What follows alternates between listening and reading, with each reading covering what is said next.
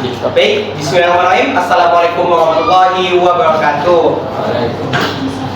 Alhamdulillahirrahmanirrahim. Assalatu wassalamu ala asrofil anbiya'i wal mursalin Sayyidina Muhammadin wa ala alihi wa sahbihi ajma'in, amma ba'du.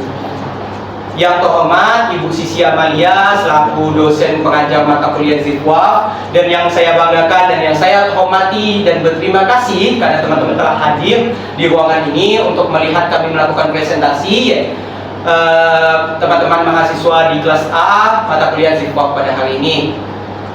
Tak lupa kita harus panjatkan puja dan puji syukur kita kehadirat Allah Subhanahu wa taala selaku Tuhan yang Maha Esa yang telah memberikan rahmat dan hidayahnya serta rezekinya sehingga kita bisa dapat berkumpul di ruangan ini dalam keadaan yang sehat walafiat. Serta tak lupa juga kita harus sampaikan selawat serta salam kepada junjungan besar kita Nabi Muhammad SAW selaku Khatamul Anbiya, pengguna ajaran Islam, ajaran yang rahmatan lil alamin. Ajaran yang dimana membuat hari ini kita bisa belajar Zifwaf dengan merasa aman, nyaman, dan juga tentram. Baik, langsung saja teman-teman, kami dari kelompok 5 akan mempresentasikan terkait wakaf produktif. Mohon teman-teman untuk memperhatikan presentasi kami agar teman-teman bisa lebih paham dan lebih mengerti daripada wakaf produktif pada hari ini. Nah, teman-teman sekalian, sebelum saya ingin melakukan presentasi atau kami ingin melakukan presentasi, perkenalkan terlebih dahulu, nama saya Bedrus Soleh.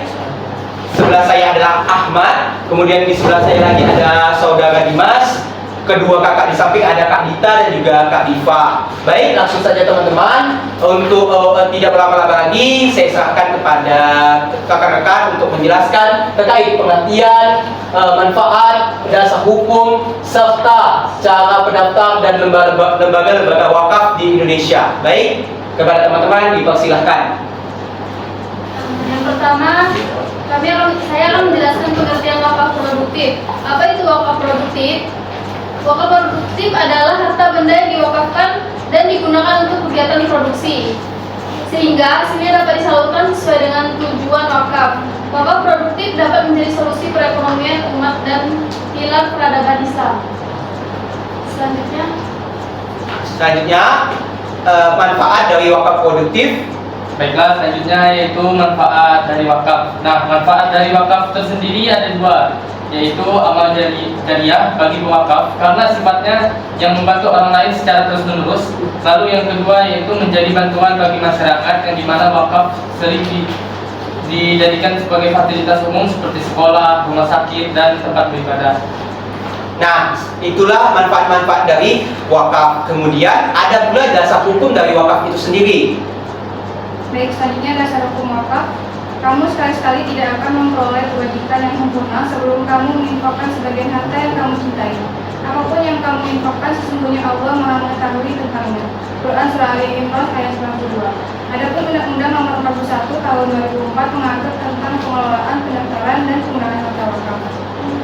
Nah, itulah dasar hukum dari wakaf teman-teman yang memiliki dasar dan dalil yang kuat. Kemudian adalah cara pendaftaran wakaf sendiri. Itu yang pertama teman-teman adalah niat untuk mendaftar ke badan wakaf, dimana kalau misalnya memang teman-teman memiliki harta atau memiliki tanah yang memang menurut teman-teman bisa mendapatkan amal jariah untuk teman-teman, silakan mendaftar ke BWI, Badan Wakaf Indonesia. Kemudian yang kedua itu menunjukkan nazir, seorang yang akan mengelola wakaf. Jadi teman-teman harus menunjuk siapa nih yang akan mengelola wakaf yang telah teman-teman keluarkan atau teman-teman berikan. Kemudian yang ketiga, melakukan pembuatan akta ikrar wakaf, di mana teman-teman itu akan melakukan pembuatan yang akan didampingi oleh pendamping dari wakaf Badan Wakaf Indonesia. Kemudian yang keempat yaitu melakukan registrasi. Nah, setelah teman-teman membuat ikrar, teman-teman akan melakukan registrasi langsung melalui online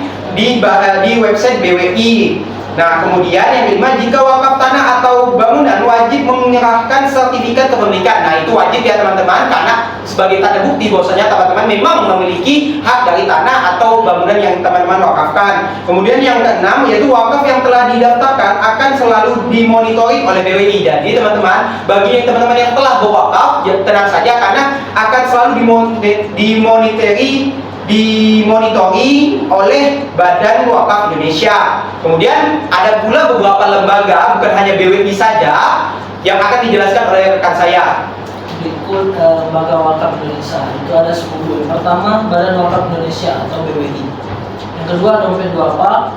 Yang ketiga, Yayasan Wakaf Al-Azhar. Yang keempat, Lembaga Wakaf Salman ITB. Yang kelima, Global Wakaf Aksi Cepat Tanggap atau disingkat ACT. Yang enam, Yayasan Tabung Wakaf Indonesia atau TWI. Yang ketujuh, Baitul Mal Muamalat. Yang kedelapan, Wakaf Darurat Tauhid. Yang kesembilan, Wakaf UI, Universitas Islam Indonesia. Yang terakhir, Rumah Wakaf. Nah, itulah demikian teman-teman lembaga-lembaga wakaf yang ada di Indonesia, dan teman-teman bisa mendaftar di 10 lembaga wakaf yang ada di Indonesia tersebut. Nah, mungkin teman-teman cukup sekian yang bisa kami presentasikan. Semoga teman-teman bisa memahami presentasi singkat kami, dan jika ada pertanyaan silahkan tinggalkan di kolom komentar. Mungkin banyak salah kata dari kami, silahkan teman-teman koreksi. Mohon kami juga meminta maaf, dan kami juga mohon pamit. Sekian, terima kasih. Wassalamualaikum warahmatullahi wabarakatuh. Waalaikumsalam warahmatullahi wabarakatuh. Buku dan rekam. Tak, itu ada suara. Seharusnya dengar soalnya anak speaker.